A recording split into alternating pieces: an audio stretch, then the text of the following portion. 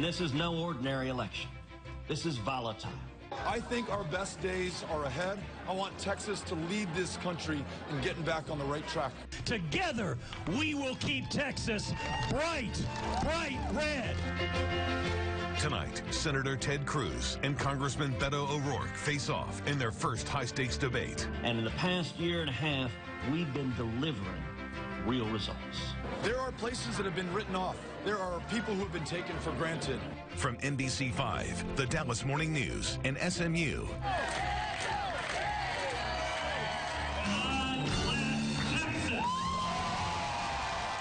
Live from the SMU campus in Dallas.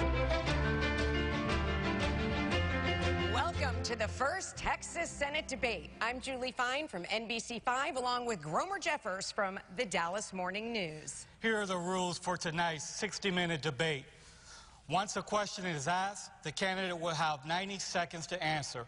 His opponent will have 60 seconds for a response, and then the candidate will have another 30 seconds for rebuttal. We've asked the audience not to applaud or react during the debate. That is, except for now, as we welcome the candidates. Republican. Hold on. Wait a minute. Republican incumbent Ted Cruz. Representative Beto O'Rourke. Thank you very much. Thanks for having us out. And with that, gentlemen, let's begin. Congressman O'Rourke, you drew the first question, so we're going to start with you because you drew the first question. You said last week, Representative, that you want citizenship for dreamers today, and yet others who have applied to come to America continue to wait. Senator Cruz has said he doesn't support a path to citizenship for dreamers, which means they could be sent back to a country they've never known. Who's right, Representative? First of all, let me say thank you to NBC5, to the Dallas Morning News, to SMU and the people of Dallas for having us here at this debate tonight. Let me thank Senator Ted Cruz for participating in this. I'm looking forward to the discussion. My wife, Amy, and I were in Booker, Texas. We've traveled to each one of the 254 counties, one of the reddest communities in the state, and we were surprised as we were going door to door to hear that the #1 concern from people in that community was the fate of dreamers. There are nearly 200,000 in the state of Texas, and the salutatorian from Booker High School had just been deported back to his country of origin, and everyone there was concerned about his welfare, but they're also concerned about the fact that he'd just been sent back to a country whose language he didn't speak, where he no longer had family connections, where if he was successful against those long odds, he'd be successful there for that place and not here for Texas. There is no better people than those of us here in this state, Republicans and Democrats, independents alike. The defining border experience, the defining immigrant experience in state, to rewrite our immigration laws in our own image, and to ensure that we begin by freeing dreamers from the fear of deportation by making them U.S. citizens so they can contribute to their full potential, to the success not just of themselves and their families, but to this country. The economists who've studied it have said that we will lose hundreds of billions of dollars to the negative if we deport them. We will gain hundreds of billions to the positive if we keep them here. Senator Cruz has promised to deport each and every single dreamer. That cannot be the way that Texas leads on this important issue. Senator Cruz. Well, good evening and welcome. You know, this issue presents a stark divide between Congressman O'Rourke and me. My views on immigration are simple, and I've summed them up many times in just 4 words. Legal, good, illegal, bad. I think the vast majority of Texans agree with that. I think when it comes to immigration, we need to do everything humanly possible to secure the border. That means building a wall, that means technology, that means infrastructure, that means boots on the ground. And we can do all of that at the same time that we are welcoming and celebrating legal immigrants. There is a right way to come to this country. You wait in line, you follow the rules like my father did in 1957. When he came from Cuba, he fled oppression and he came to Texas. He came seeking freedom. We are a state and we're a nation built by immigrants. But it's striking that Congressman O'Rourke, over and over and over again, his focus seems to be on fighting for illegal immigrants and forgetting the millions of Americans. You know, Americans are dreamers also. And granting U.S. citizenship to 12 million people who are here illegally, I think, is a serious mistake. I think Congressman O'Rourke is out of step with Texas on that. Representative?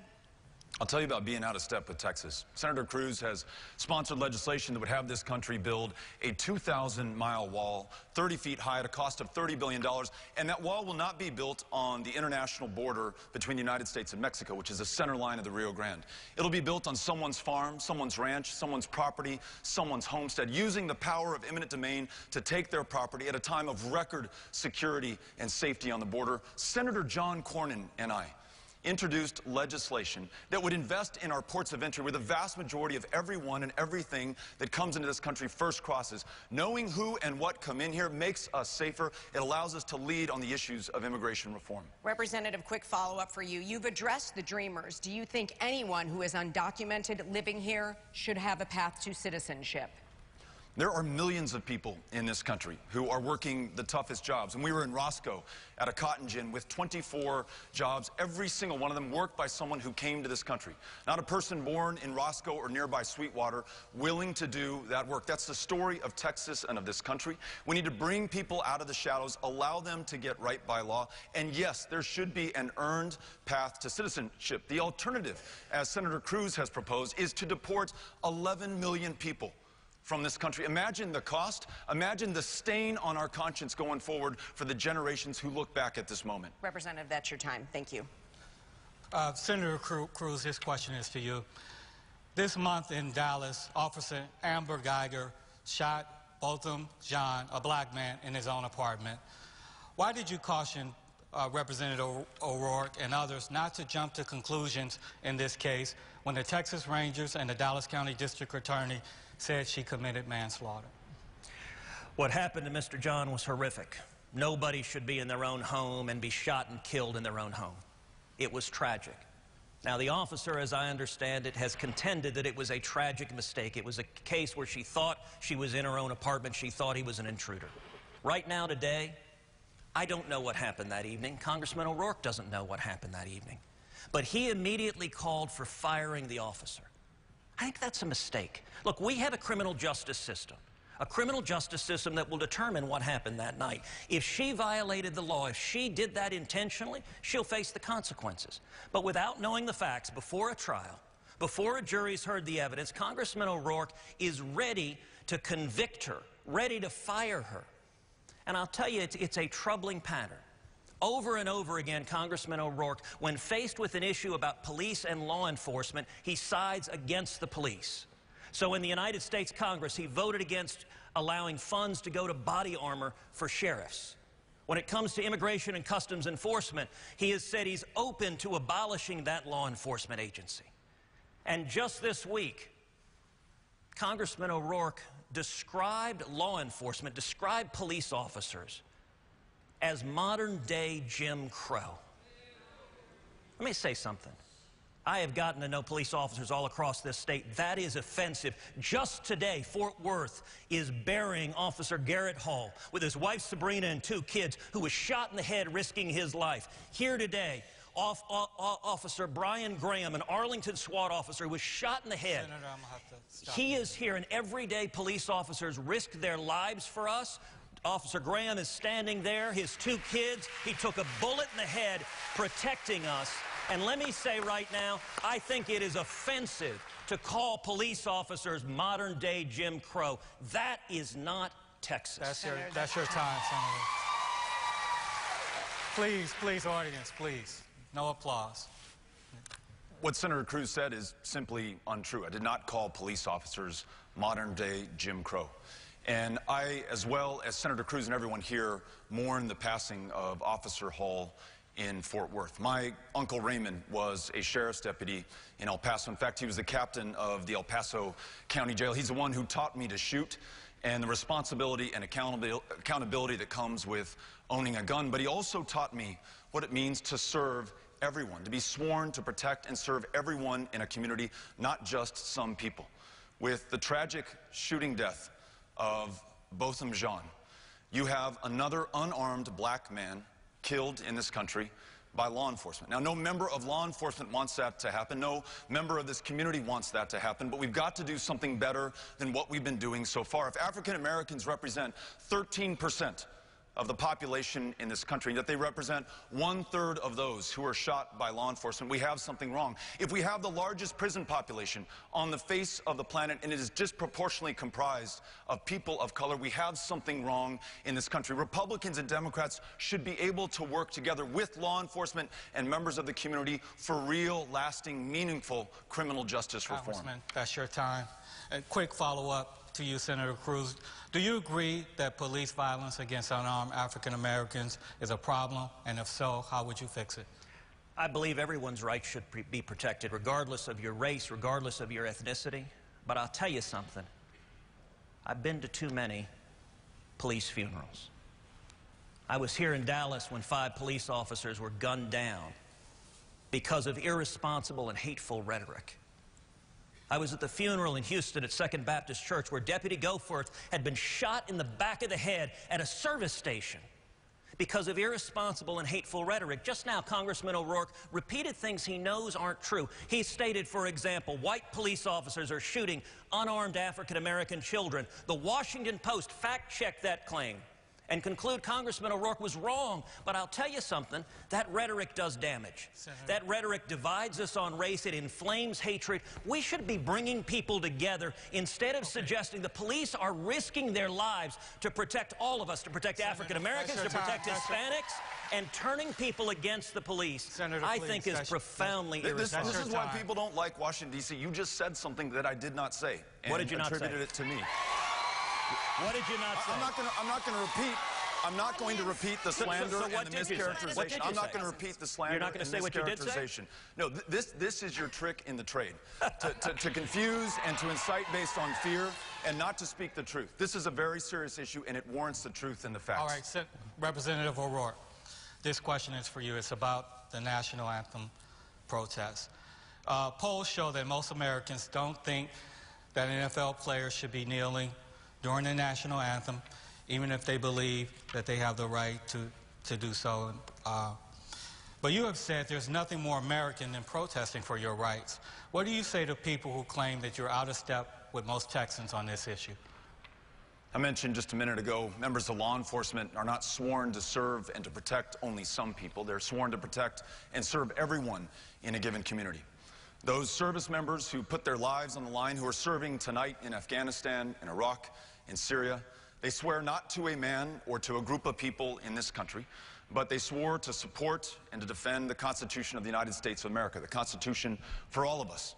The civil rights marchers who took their lives into their hands crossing the Edmund Pettus Bridge in Selma, Alabama, some beaten to within an inch of their lives. Those who lost their lives in the Deep South to the racism of America at the time.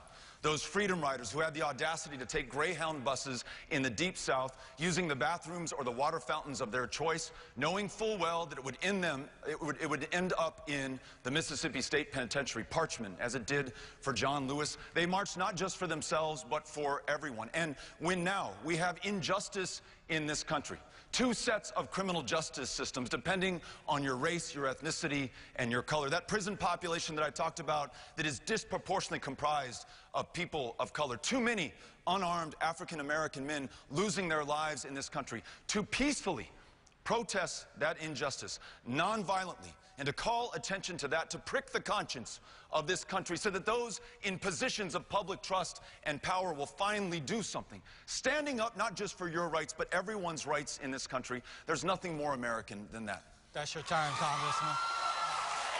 I'm going to have to ask again for the audience to please refrain from reacting and applause, okay? We need to get through a lot of questions here.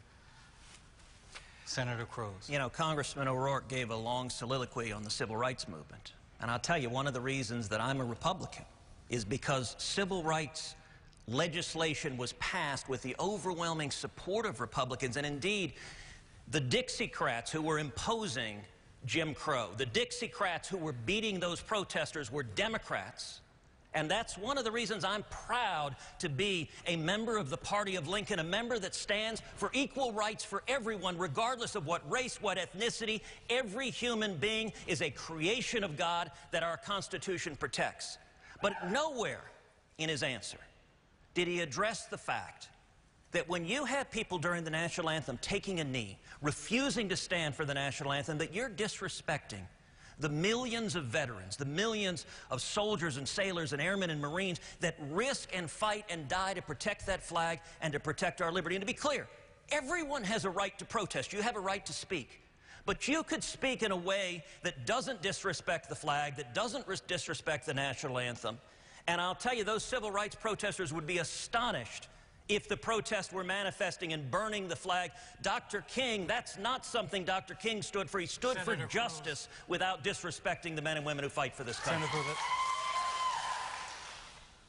You heard Senator Cruz's answer. First of all, he again tried to mislead you by taking a peaceful protest during the national anthem to burning a flag. No one here, myself included, has suggested that anyone should be doing that. He also grounded his answer in partisanship, talking about the GOP being better than the Democrats. Listen, I could care less about either party at this moment. At this deeply divided, highly polarized time in our history, this moment calls for all of us, regardless of party or any other difference of race or sexual orientation, how many generations you've been here, or whether you just got here yesterday. We need to come together for this country that we love so much. And we're moving on here. The next question for Senator Cruz. Details are still being worked out, but Dr. Christine Blasey Ford may testify about her allegations of attempted sexual assault against Judge Brett Kavanaugh. Is there anything you could hear from her that could make you change your vote? Well, absolutely. And listen, I very much hope Dr. Ford comes next week and testifies before the Judiciary Committee. I publicly called for her to be given an opportunity to testify. I urged my colleagues. The allegations she's raised are serious, and they deserve to be treated with respect. And I hope that she comes and has a full opportunity to tell her story in a way that is respectful, but I also think Judge Kavanaugh deserves a full opportunity to defend himself and to let the American people listen and come to an assessment of what happened. We don't know right now, but we need to give them a full hearing. I will say, though, more broadly than this issue, whether it is Judge Kavanaugh, whether it is Neil Gorsuch, whether it is other Supreme Court nominees, reflects one of the many massive divides on policy and substance and record between me and Congressman O'Rourke. Congressman O'Rourke doesn't want Judge Kavanaugh confirmed. He said that before these allegations. He said that after these allegations. He didn't want Neil Gorsuch confirmed. Congressman O'Rourke agrees with Hillary Clinton. He wants liberal judicial activists on the court who will impose their particular policy view. I have devoted virtually my entire life to defending the Constitution and Bill of Rights. I think one of the major issues the American people had before us in 2016 was, what vision of the court do you want? And I believe Texans want constitutionalists on the Supreme Court who will defend the First Amendment, who will defend free speech, who will defend religious liberty. Religious liberty, one of the fundamental liberties that's been under assault. Who will defend the Second Amendment. And I would note, the justices that Congressman O'Rourke would insist upon, like Hillary Clinton, are justices that would undermine and effectively write the Second Amendment out of the Constitution. Those are radical views, and they're not views consistent with the overwhelming majority of Texans. Thank you, Senator. That's your time. Representative? The senator has a troubling history of the kinds of nominees that he's supported. Someone like Jeff Mateer to the federal bench, someone who believes in conversion therapy, who's described transgender children as part of Satan's plan. People like Andrew Oldham, who could not say whether the landmark school integration 1954 Brown versus the Board of Education was correctly decided. People like Brent Talley, who has never tried a case before. Dr. Ford's allegations should be investigated by the FBI, full stop. There's precedent for that. That's the right thing to do given the gravity of the accusations. But the senator is right in this regard. Judge Kavanaugh does not meet the bar for Texas to serve on the Supreme Court in a state that is now 50th in voter turnout. Judge Kavanaugh has a troubling history on voter rights protections. In a state that is the epicenter for the maternal mortality crisis, 3 times as deadly for African American women, Judge Kavanaugh has a troubling history in agreeing that Roe versus Wade is the decided law of the land. And in a state where you can be fired for being gay, His support for civil rights is in question. We need a Supreme Court justice who will decide in favor of people and for their rights that have been established by precedents and under the Constitution. And in Brett Kavanaugh, we do not have that justice. Representative, that's your time. Senator Cruz. You know, it was striking. He didn't dispute that he supports liberal activists who would impose the policy he wants. It's not a judge's job to impose policy. And he also didn't dispute that he wants justices that would undermine the Second Amendment. Let me talk for a moment about the case Heller versus District of Columbia. It's a landmark case that upheld the individual right to keep and bear arms under the Second Amendment. I represented Texas and 30 other states winning a landmark 5-4 victory, upholding your right to keep and bear arms. Congressman O'Rourke, like Hillary Clinton, wants justices who would overturn that. And let me tell you the position of the dissenters. The dissenters in Heller said that no individual, no American whatsoever has any right to keep and bear arms whatsoever. That's a radical position. It's an extreme position. And that's what Congressman O'Rourke wants to see the Supreme Court doing, writing the Second Amendment out of the Bill of Rights. That's not true. And we are moving on here. Hold on. Of course I support the Second Amendment. In what way, in what respect, and name one judge you've ever supported who would actually you may not understand how the House and the Senate work, but it's your job in the Senate to decide if you're going to support or not support a given nominee. Did you endorse Hillary Clinton? Not in the House. Did you endorse Hillary Clinton? That has nothing to do with it does, because Hillary promised every justice she would appoint would vote to overturn Hillary. I fully support the Second Amendment. Time, gentlemen. Let's move on here. This question goes to Representative O'Rourke. Representative, you believe in universal background checks and an assault weapons ban in a very gun-friendly state. A poll from Quinnipiac University shows that about half of Texans do support stronger gun laws, while 45% do oppose them. Is Texas ready for a senator who wants to roll back gun rights? I think Texas is ready for a senator who will defend the Second Amendment, but also ensure that we can protect the lives within our lives. Both Senator Cruz and I were able to visit with students who survived the shooting at Santa Fe High School, to meet with some of those parents there. And students like Bree, who argued that we should have universal background checks because it makes our communities and our states demonstrably safer. We know that from those states that have adopted them, that have seen a near 50% reduction in serious gun violence, fewer gun crimes committed against law enforcement, fewer boyfriends killed by their girlfriends, girlfriends killed by their boyfriends. And it is supported by most people in Texas, gun owners, non-gun owners alike, Republicans and Democrats. And listening to those who've served this country, put their life on the line, like the Vietnam veteran that I met in Wichita Falls, who said shortly after the Parkland shooting massacre there in that school that young man was better armed in that school against defenseless children than he was in the jungles of Vietnam. When I listen to the emergency room doctors who tell me that a handgun wound, if it is treated in time, if it doesn't hit a major artery or your heart, will be able to save your life.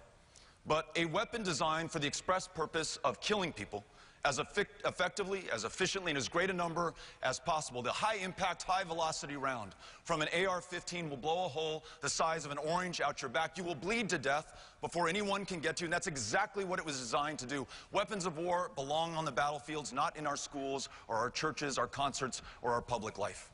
Senator. You know, all of us have been horrified as we've seen these school shootings. Santa Fe High School is about a half hour from my house. I was home that morning at 7:30 in the morning when the shooting happened. I jumped in a truck and headed down there. I spent the entire time at Santa Fe High School, that entire day, with students, with teachers, with first responders, with parents. It is horrific, and let me say, as the father of 2 daughters, there is something deeply wrong that we have these shootings. There are a lot of things behind it that have nothing to do with government. They have things to do with things like removing God from the public square, like losing the moral foundation of much of our society, like losing the binds of community and family. But I'll tell you, that afternoon, Governor Abbott and I were in a hospital visiting with a young man who was shot. There were probably a dozen other students in that room. And we said, what's the answer to this? And we just kept our mouths shut and listened. Every one of those dozen Santa Fe students who had just been in that shooting, they said, almost word for word, they said, gun control's not the answer. They said, you know what, if you take our guns, you're not going to make us any safer. You're just going to mean that the killers and murderers have guns. We asked, well, what do you do then? The number one answer I heard from the students and parents and teachers at Santa Fe is more armed police officers in schools to keep our kids safe. We can make our schools safer by having officers protect them. Senator, that's your time. Representative? We had a town hall meeting in Graham, Texas, where I met an educator named Holly. She's been teaching for 29 years, so she understands what goes on in schools and in the classroom. She's also the advisor to the Clay Target team. She's probably the best marksman in that community, maybe of anyone here at this auditorium today. And she said from her experience in the classroom, from her experience as a marksman, bringing a firearm into that classroom is not going to make those children safer. Listening to Rhonda Hart, who lost her daughter Kimberly in the Santa Fe shooting, she tells me bringing weapons into those classrooms would not have saved her daughter's life. It will not make us safer. Thoughts and prayers, Senator Cruz, are just not going to cut it anymore. The people of Texas, the children of Texas deserve action. Well, hold on a second, and let me be very clear.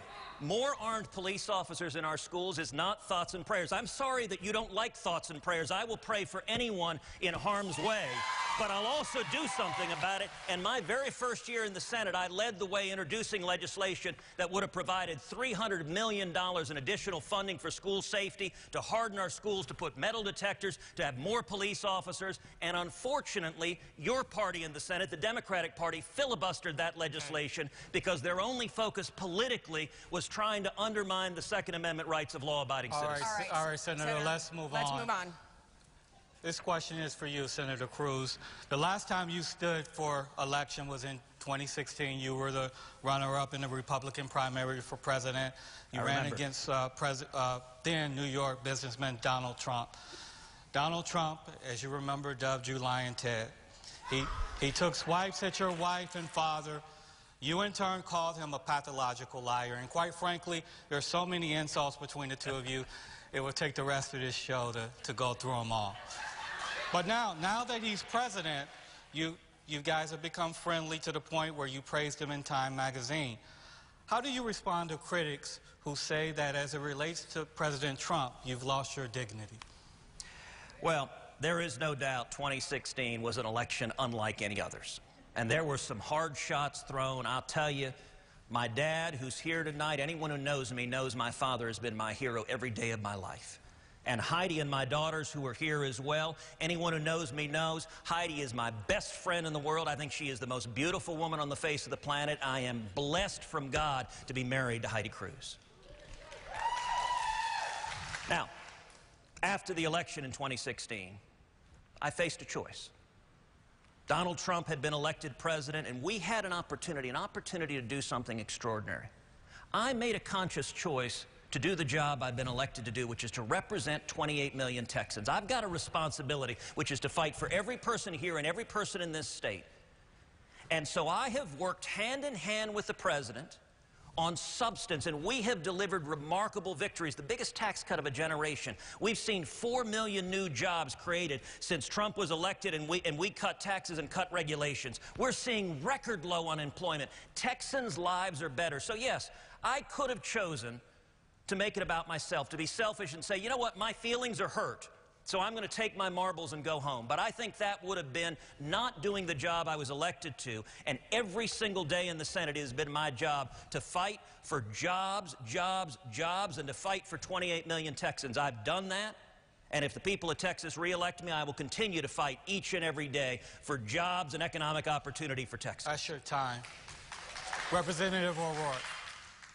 Farmers and ranchers that I meet all across this state as I visit each one of the 254 counties of Texas wonder where their junior senator is as this president enters trade wars and imposes tariffs that are going to hurt no state more than Texas. Average citizens from both parties and independents alike wonder where our junior senator is when you have a president who may or may not have tried to collude with Russia in 2016, but to quote the conservative columnist George Will on that stage in Helsinki as he defended Vladimir Putin instead of the United States of America, that was collusion in action. Listen, if the president attacks you personally, your wife, your father, how you respond is your business. But when the president attacks our institutions, this country, allows a foreign power to invade our democracy, that is our business. We need a U.S. senator who will stand up to this president where we must, work with him where we can, but ensure that 242 years into this audacious experiment, that we are still a nation of laws and not one of men. So let me say two things. Number one, Congressman O'Rourke invoked farmers and ranchers. I'll tell you, I'm incredibly privileged to have the support of farmers and ranchers across the state. Indeed, the Texas Farm Bureau has endorsed my reelection because I've been fighting for farmers and ranchers for 6 straight years. And on policy, Congressman O'Rourke's position are dramatically out of touch with farmers and ranchers.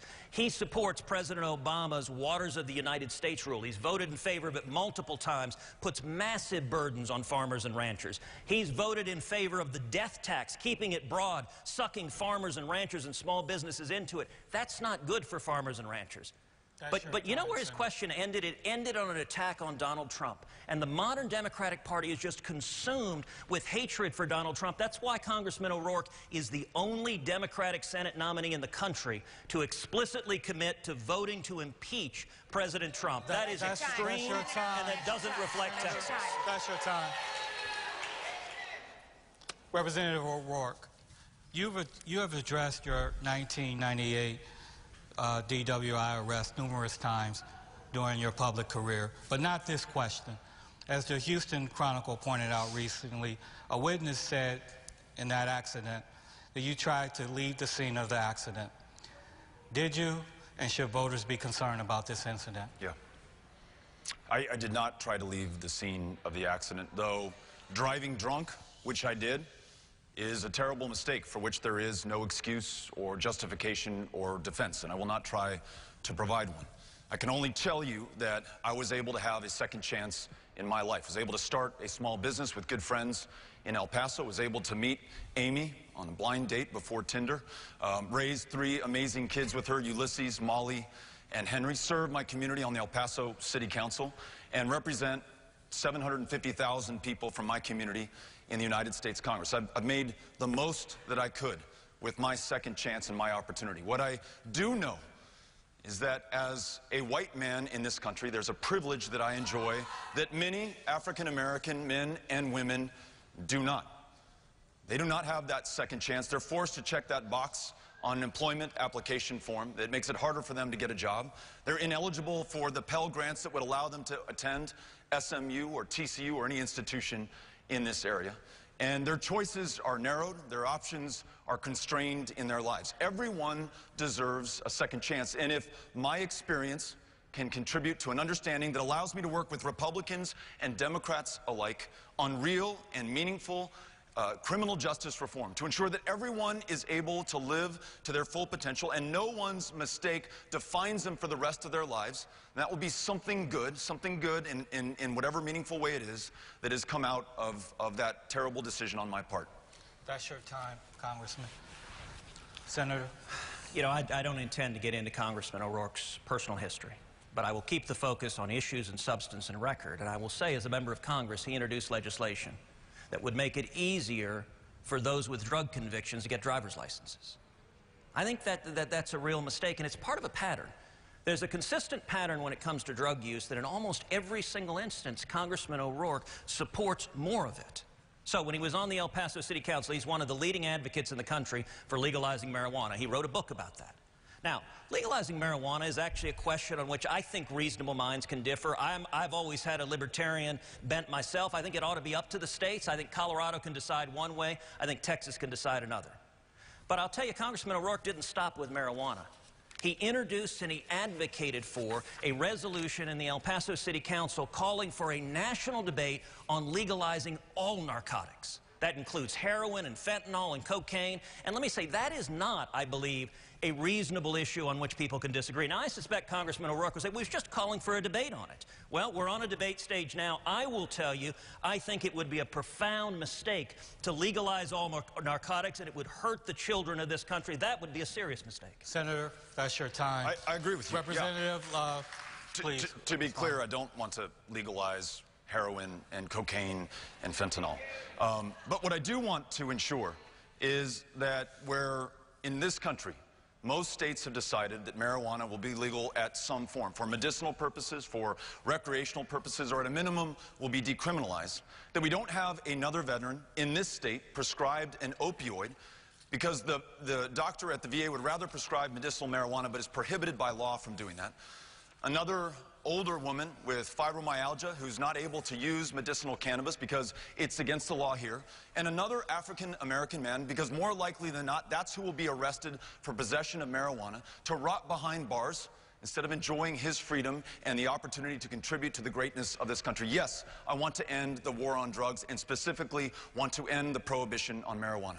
And Grover, let me point out, he didn't dispute that as 9 years ago, as an elected member of the El Paso City Council, he introduced and advocated for energetically debating ending the prohibition on all narcotics, on everything. He says he doesn't agree with that now, but that was only 9 years ago. And I'll tell you, when it comes to this is an issue that's personal to me. My older sister, Miriam, died of a drug overdose. People all across the state of Texas, 70,000 people a year are dying of drug overdoses in this country. We have an opioid crisis. And I think talking about legalizing all narcotics, I think that is profoundly dangerous, and it doesn't represent the interest of Texans. All right, Senator. That's your time. And Senator Cruz, you get the next question. You fought for the repeal of the Affordable Care Act, but Texas has the highest rate of uninsured people in the nation, and more than 1 million residents signed up through the federal marketplace this year. How do you propose addressing the health care needs of Texans? I believe Obamacare has hurt millions of Texans. It was sold to the people of this country on a promise from President Obama: if you like your health insurance plan, you can keep it. If you like your doctor, you can keep it. PolitiFact, the left-leaning organization, rated that 2013's lie of the year as millions of Americans had their health insurance canceled against their will. But the biggest reason people are unhappy with Obamacare is it's made their premiums skyrocket. I hear from Texans all over this state, I can't afford health insurance. President Obama promised the average family's premiums would drop $2,500 a year. In fact, they have risen over $5,000 a year. When Obamacare was implemented, the most inexpensive plan for a 30-year-old healthy man here in the Dallas area was $363 a year. Today, in this zip code where all of us are right now, a bronze plan for a 30-year-old healthy man is about $3,000 a year. A silver plan is over $4,400 a year. That's going from $363 to, in just a few years, increasing over tenfold. That's not right. What do we need to do? We need to lower premiums for everyone. How do we do that? We can protect pre-existing conditions, and you need to understand, everyone agrees we're going to protect pre-existing conditions. But we also need more choices, more competition, more options, so that prices drop, so that young people coming out of SMU or coming out of schools across this country can afford health insurance instead of facing the disaster that Obamacare has done to our health care system. And that's your time, Senator. Representative? I don't know how you're going to repeal every single word of the Affordable Care Act and keep protections for pre-existing conditions. Keep protections for Victor, who's a son of our new friend Laura Lehman, who we met. Victor has cerebral palsy, has uncontrolled seizures, is incredibly expensive medically to keep alive. He's a medically complex child, but his life is worth just as much as anyone else's life in this country. I want to make sure that we keep those pre-existing condition protections for Victor. I want to make sure that we improve and stabilize the Affordable Care Act. I want to make sure that I never meet another young man like Joey in Laredo, 29 years old, has diabetes, now has glaucoma, does not have health care. And so the one time that he did see a doctor, that doctor said, you will be dead before you are the age of 40. And as he gets closer to death and takes himself to the emergency room, as the suffering becomes too great, the outcomes will not be as good as they would have been otherwise if we had invested up front, and the care will be disproportionately more expensive. I want to make sure that we also expand Medicaid. This state left $100 billion on the table that could have provided care for people in this community, introduce Medicare as an option on the exchanges, and then get to universal, guaranteed, high-quality health care for every child, for every woman, for every man in this state and every state in the union. Representative, that's your time. Senator Cruz.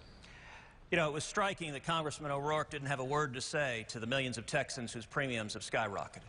He talked about pre-existing conditions, but every one of us agrees pre-existing conditions must be protected. And indeed, when we were debating Obamacare, I introduced legislation called the Consumer Freedom Amendment that would protect pre-existing conditions, but that the Health and Human Services Agency ran the numbers and found the Consumer Freedom Amendment, allowing people to purchase the health insurance that you want, would reduce annual premiums about $5,000 a year. We've got to lower premiums, and Congressman O'Rourke has voted 67 times to keep Obamacare. He hasn't been there to fix the people that are getting hurt, that are forced into part-time jobs. Instead, his answer is socialized medicine. Socialized medicine is a mistake, and it would hurt the people of Texas. Okay, and our next question is about trade. This goes to Representative O'Rourke. Both of you have expressed concern over changes in trade and tariffs and their impact here in Texas. What could you realistically do to rein in President Trump on trade? Why should voters believe that you would be more successful getting him to change course than Senator Cruz, who actually has a working relationship with him? Understand the impacts of this firsthand in El Paso, the community I represent, where we're raising our children, a trading community. One out of every 4 jobs is connected to U.S.-Mexico trade in our community. I understand it from listening to the people of Texas. Unlike the senator, I've shown up to every single county in the state, being in Seminole, listening to a pecan grower who's seen the tariffs on his pecans go from 7% to 47%. No one's buying his pecans around the world right now. And though he said these trade wars might end, these tariffs might come down, those purchasers in those other countries will find other countries from whom to buy. His farm will no longer be sustainable anymore. When has this country ever gone to war without allies? That's precisely what we're doing by levying $200 billion in tariffs against China and alienating the EU and Canada and our traditional trading partners. This state, with its farming and ranching and producing and manufacturing and export-based economy, needs a senator who will work with the president where we can and stand up to him where we must. I met with the President's Secretary of Commerce, Wilbur Ross. I met with his United States Trade Representative, Representative Lighthizer. And this is the case that I made to them. Not only does this state depend on trade, and we must protect those trading relationships that we have, but if we are to improve NAFTA and our relationship with Mexico specifically, let's ensure that those Mexican workers also have the ability to organize, to demand higher wages, which will make the United States worker a little bit more competitive. In the draft that I've seen so far of this latest agreement, that is included within it. So it shows that I'm able to stand up to the president where it counts and able to work with him where it will do the most good. That's your time, Senator Cruz. Free trade is good for Texas. It's good for Texas farmers and ranchers. It's good for Texas businesses. I have made the case to President Trump directly and personally dozens of times that we should be expanding our access to foreign markets, opening up the Mexican energy markets, expanding our access to Canada. If you look at the EU, it was interesting that Congressman O'Rourke referenced the EU. We've actually seen real breakthroughs in trade with the EU, that the European Union is now talking about sitting down with America and looking at zero tariffs, lowering their tariffs. You know, I thought it was interesting Congressman O'Rourke brought up pecan farmers, because I've made the case directly to the administration that they should work on India to lower their tariffs on pecans so that we can export to India. But the difference is, I've made that case repeatedly to the president.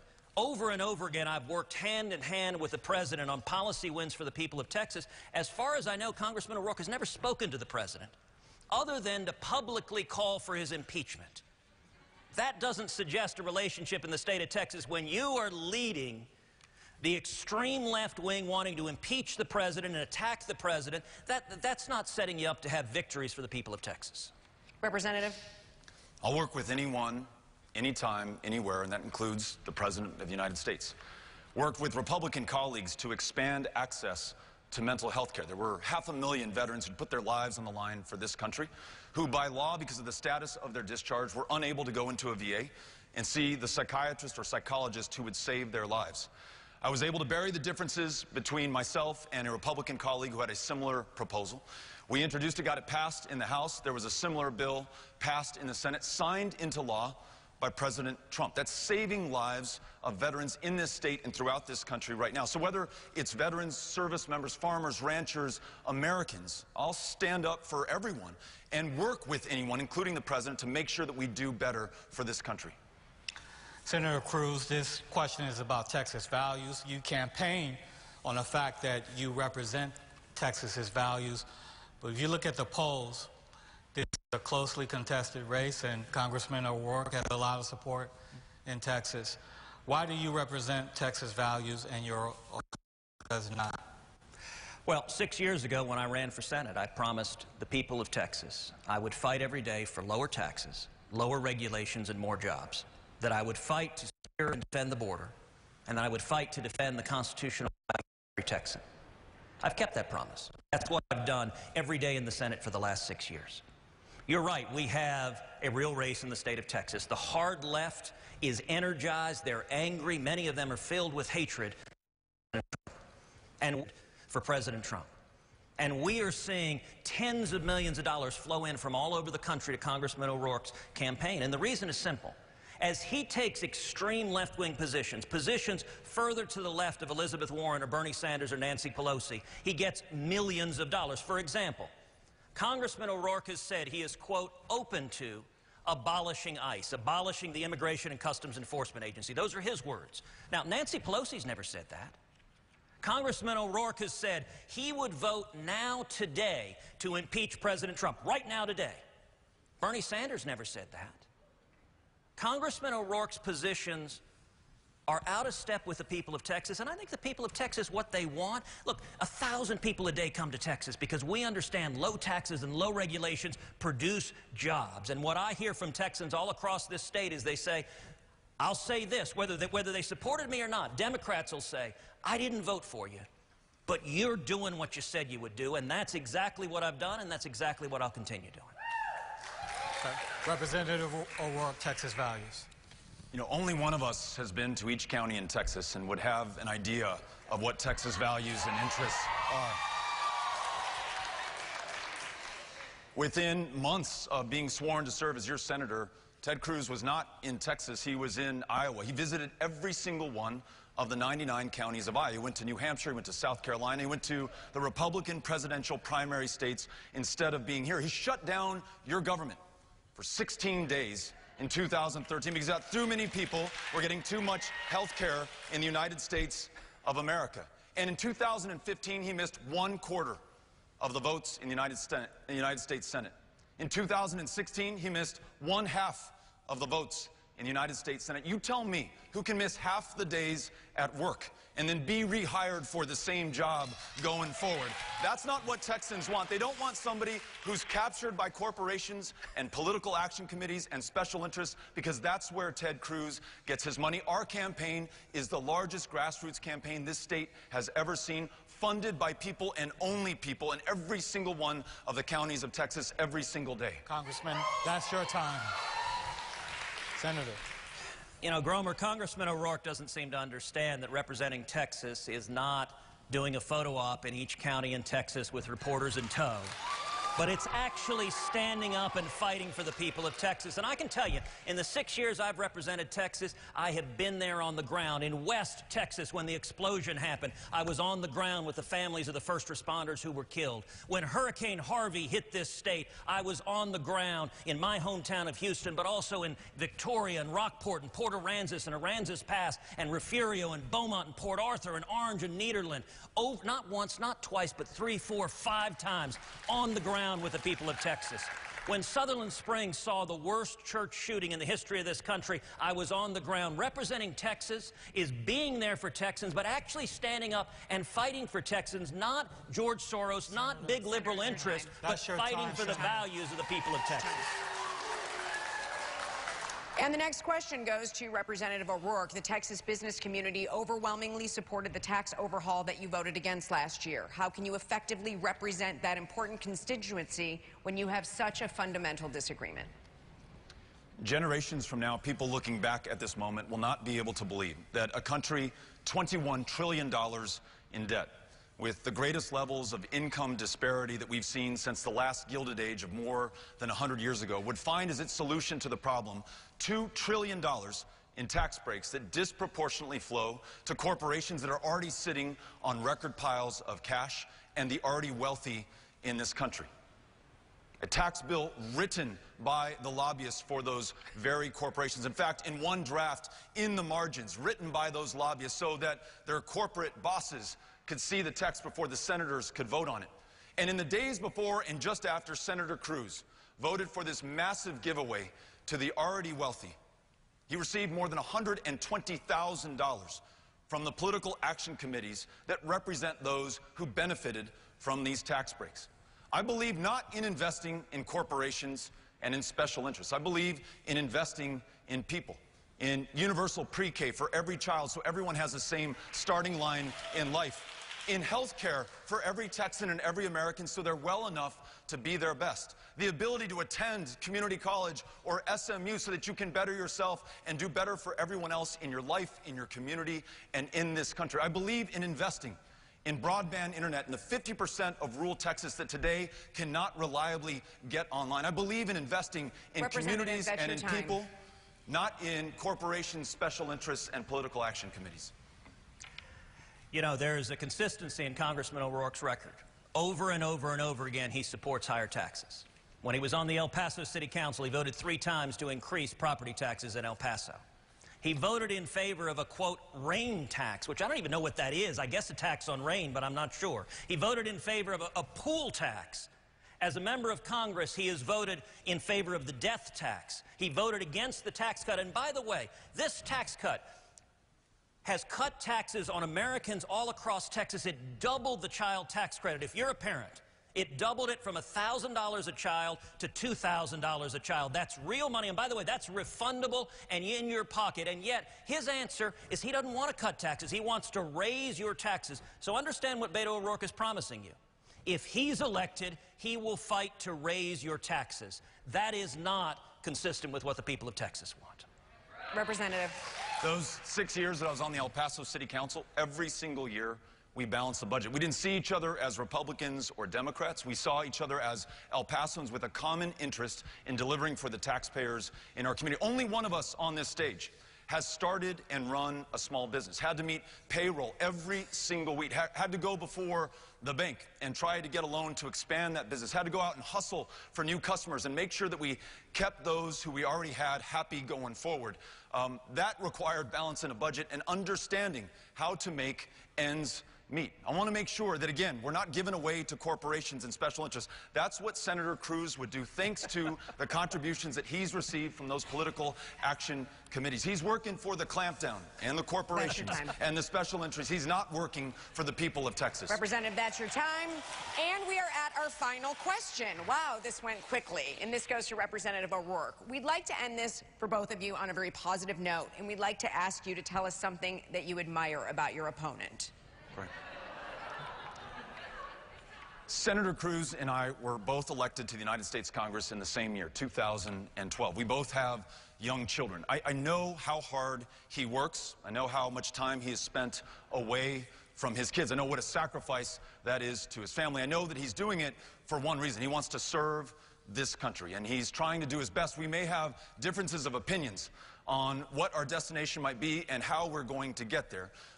But I have no question that Senator Cruz wants to do the best for America, and he does so at great sacrifice to his family and to his kids. And so I thank you, Senator Cruz, for your public service.